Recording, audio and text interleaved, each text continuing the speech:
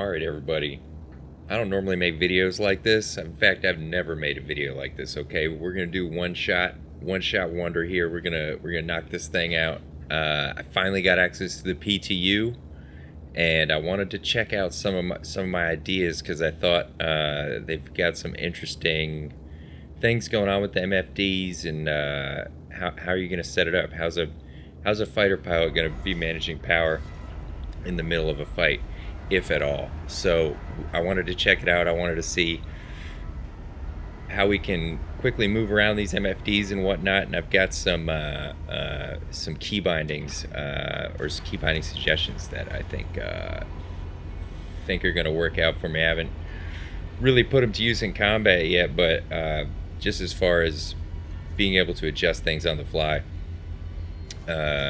it might be good. But then there's some other caveats here which might be interesting. So let's check it out. We've got the MFDs here. The way I've got it set up, I can select all the different MFDs. You can have up to 10 of them, I think you can have 10. And let's see here, the way I did that, let's check it out. We went to key bindings, bada bang. Where is it? Flight, HUD. I think it's in HUD. Nope. Where is it? Oh, I'm a dummy. I set this stuff up. Here we go. So I was like, how am I going to manage all these goddamn MFDs? And especially for some things I'm going to mention later, you got to switch them around all the goddamn time.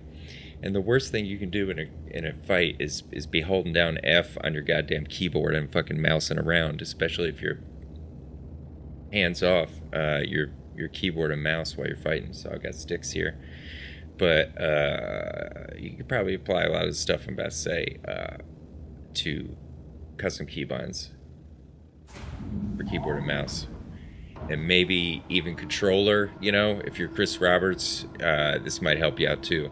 So let's see here. I decided the numpad was the best way to go. Okay, and there's a bunch of stuff that's already bound to the numpad. Just find other places for that shit. You know what I'm saying?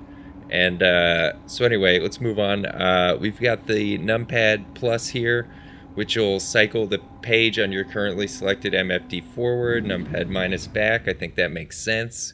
That's a sensible thing. And then these don't matter. I didn't mess with these. I'll probably get rid of them, actually. Let's just get rid of them because I'm not going to use them. Oops. Nope. You can select and then right click, and sometimes it bugs out because we're playing Star Citizen. Anyway, we're going back down here. So I basically set all the numpad numbers to all the different MFDs you can press, select, and guess what? There's 10 of them, and there's 10 numbers in our number system. It's fucking awesome. A couple things that I want to be able to set quickly, I also added to the numpad. So I added target status is going to be your multiplication symbol over there. It's probably got a better name, but I'm dumb. And then, of course, self status I set to slash. So, boom, there it is. So I'll show you that in a second. So basically, like, you know, I can select the MFD and just quickly cycle back and forward through what I want. If I want this to be my self status, I can just tap that or set it to target. And I find this is a really good way to navigate your MFD. If I had more MFDs on here, you'd see I'm just like you know, bada bang, bada, you know. Anyway, so that's great.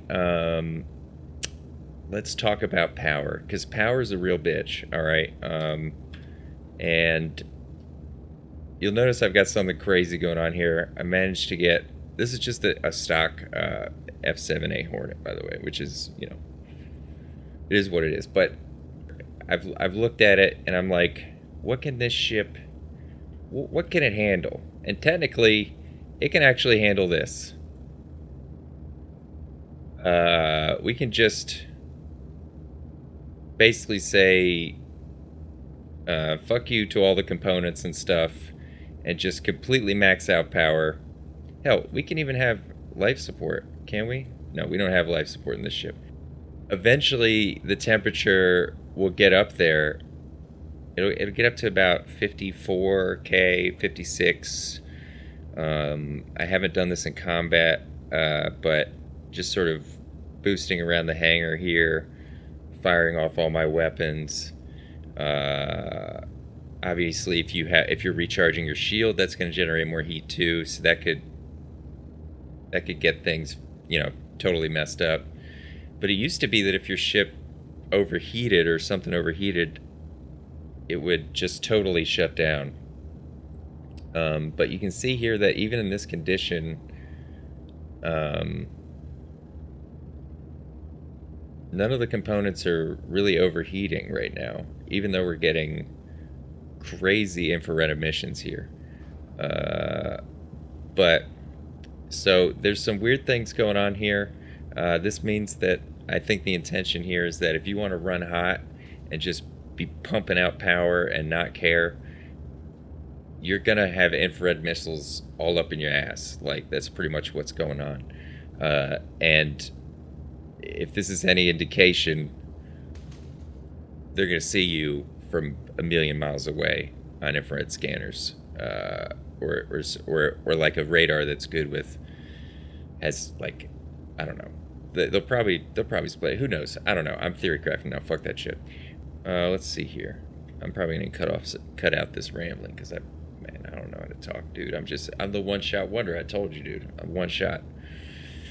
Let's just reset everything here. And I set up, because traditionally in the way it was, you've got your power triangle, and if you're in a dogfight, you basically want to shunt all the power to your shields, all the power to your guns, all the power to your engines, depending on like what the circumstances are at the moment. But in this system, I first saw it and I was like, man, you just gotta go in here and just click around and just align your power and stuff. But luckily there are some key bindings here that we can take advantage of. So I was like, how do I? Because I tested it, and you do get a lot of advantages for having power in these components. I imagine the shields are going to recharge faster. The guns definitely recharge faster. The recharge rate on the Omskis is noticeably slower than it used to be, even with full power into the guns. So I'm just saying that.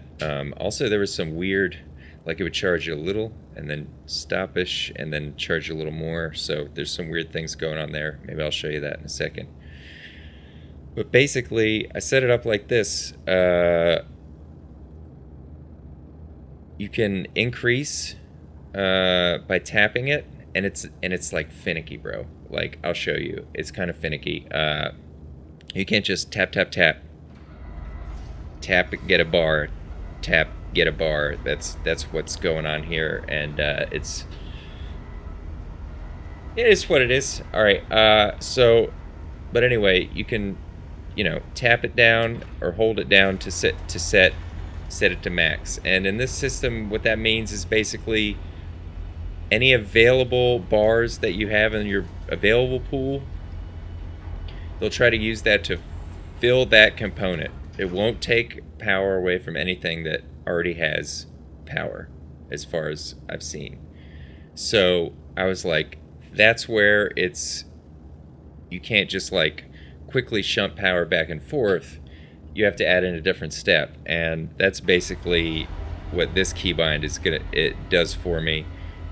Reset assignments, which basically your power assignment now, if you are looking to recreate the power triangle, is more like a stick shift, like a shifter, and you gotta fucking take it out and throw it in the new gear. So luckily there's not a clutch yet. I'm sure we'll have clutches added. I just hit the reset here, and you can see I can tap,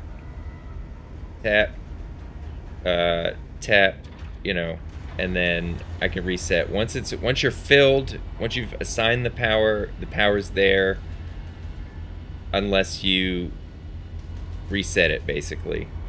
And one thing to note is that if you do something like this, and you don't care about, the hot missiles, coming after your ass, then if you reset it, boom, it resets all the power available to all the components' minimum power. I'm not sure how I feel about this. I feel like if I want to run hot, let me run hot. Sometimes I run hot. I'm usually pretty chill, but like sometimes I want to run hot, and we'll just see how it goes. However you have it set up, you're going to have some extra power bars to assign. So let's just, I want to go full into engines, right? So I'm just going to hold it down. Boom. I do have one more available. Tap that into shields. That's kind of what I'm thinking. I haven't had a chance to put this into practice yet, but I think we're gonna do that tonight. This is gonna be, it's interesting, it's really interesting. And that's pretty much power. That's all I got on power. Sorry, y'all. The other thing is weapon groups, okay? Now, luckily, after the immediate backlash on the single fire button, they enabled you to set buttons for different fire groups. So I've got my primary fire button. I've got these shitty Thrustmaster T16000s, by the way. So I've got my primary fire button on my Omskis, and then I've got my Revenants here. And then I have my button to switch my fire groups, and that's great. Now it does suck because if you, I like to set it to this because I want control over basically energy or ballistics with the way things are looking, and so I have those on two different groups.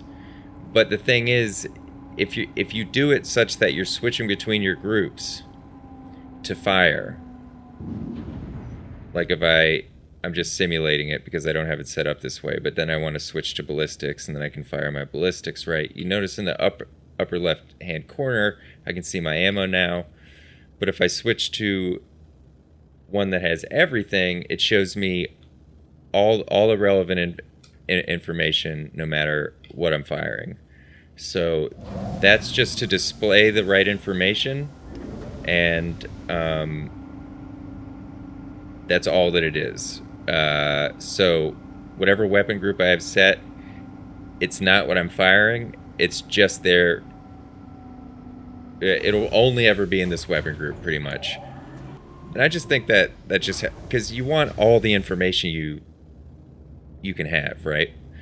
But anyway, now I like the MFDeez themselves. Everything inside I really like. I really like what they've done here. They have got the tooltip mouse overs, very nice. Auto fade out, good shit.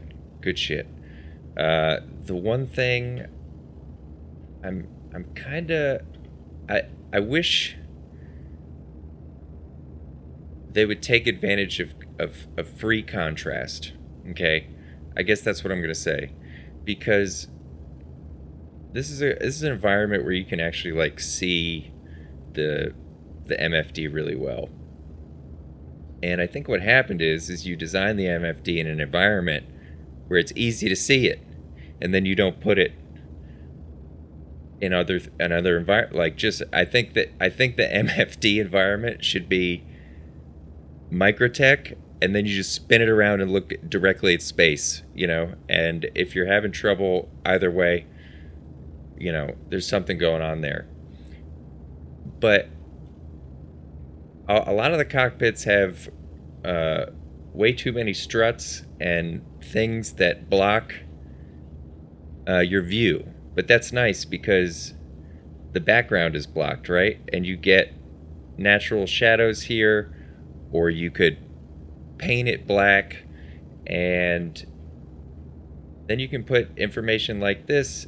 See, this is nice because it's actually like behind, you know, it's kind of behind things. And I do like, I like the diegetic UI. It's really awesome. But I think it needs to be put in certain places, and they definitely standardized all these things. So like, this is kind of probably a standardized cluster that, you know, it has some variables, but you can kind of slap it up, you know, in a place. The contrasts on these things were, it's like maybe these sit here, you know, or, you know, this is fine. Maybe this kind of bar, I've seen a lot of places where it could work, like in one of these A-frame struts or something like that. That's just my dumb little critique. Oh, something that's good to know. There are a bunch of settings here in configuration, okay? A lot of these settings, before you even get in a cockpit, go here and find all of these that are labeled at pause. They'll probably get better names at some point, but right now they're labeled at pause, you know, blah blah blah. This one is different, but a lot of these correspond to those configuration things. So I set these before I even got in a ship, especially all of these right here: auto precision, coupled, ESP, gravity compensation, G-safe, and whatnot. And you can check out my settings here because this is what I do basically. I'm gonna say yes to this actually.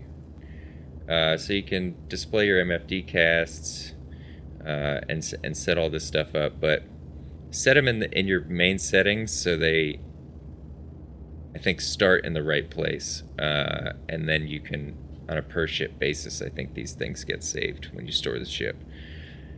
One setting I want to talk in here in particular is, like, speaking of the HUD, ordinarily you're fighting and you want to know how fast you're going, right? And in a lot of the HUDs, it's hard to see how fast you're going because this is in a weird spot, or you're looking at microtech, and this isn't gonna help that latter problem, but just having your speed here, you know, is really nice, and you get the G's there too. It's just good stuff. Why do I do these? What I do? Okay, coupled mode. Coupled is bullshit. I think if you want to pilot your ship, you should always be in decoupled. You always want as much control as you can possibly have over your vector. It only changes when you change it, and once you embrace that, your piloting just gets so much better. I leave auto gravity compensation on, which I think is kind of nice, because I can, the one thing I do use coupled for is just to stabilize myself in the air. But if I turn this off, then I will fall down.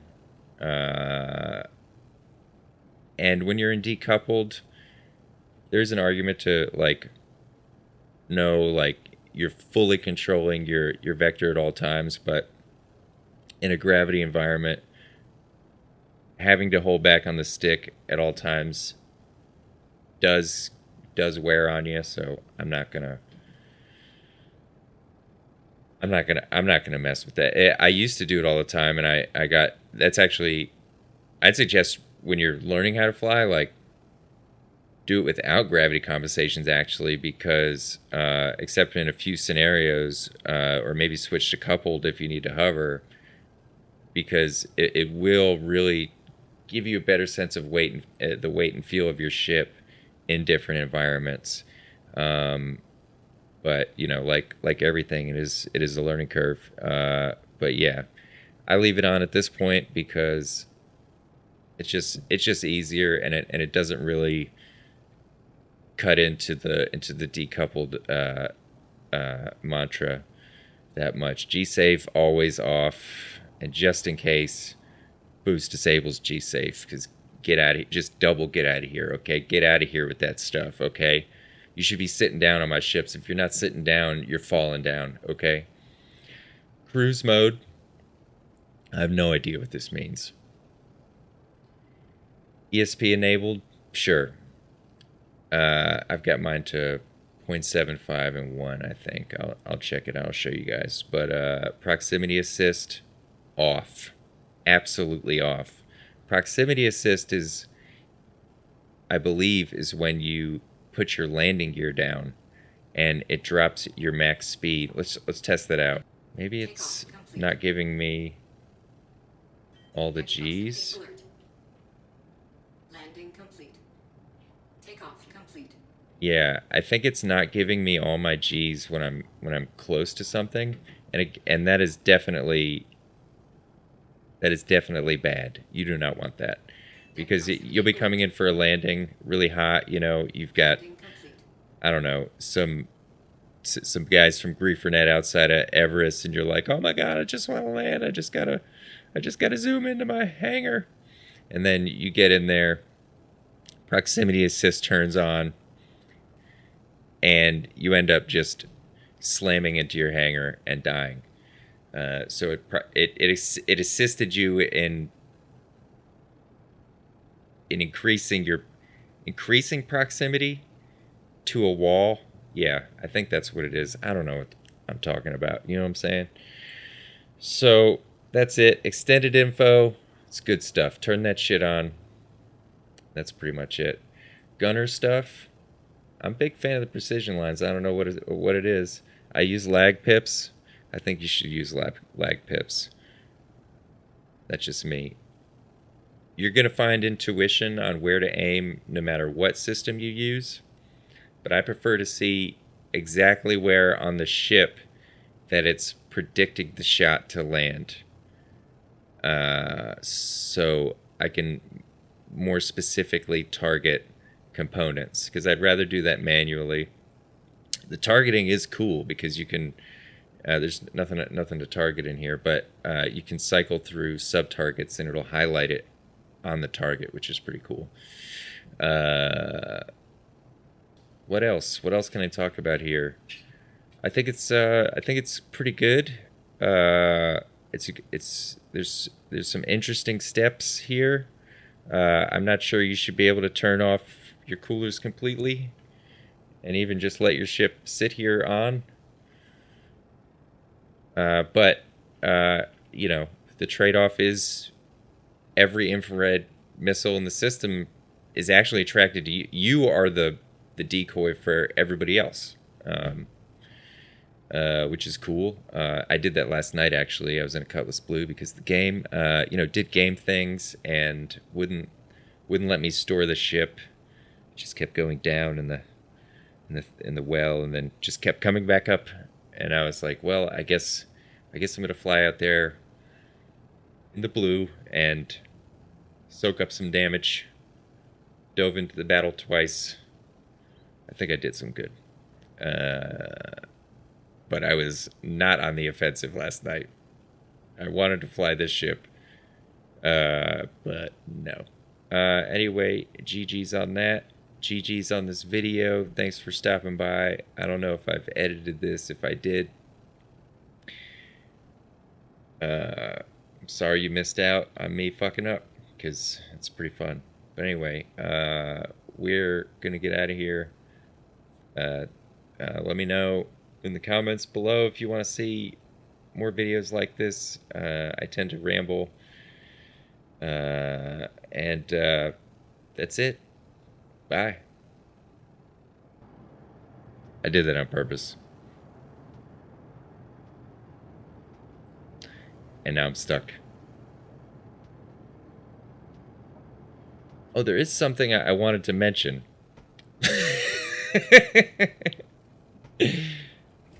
If you change your mode, even if you're in SCM or in navigation, it changes all your goddamn MFDs. What the fuck?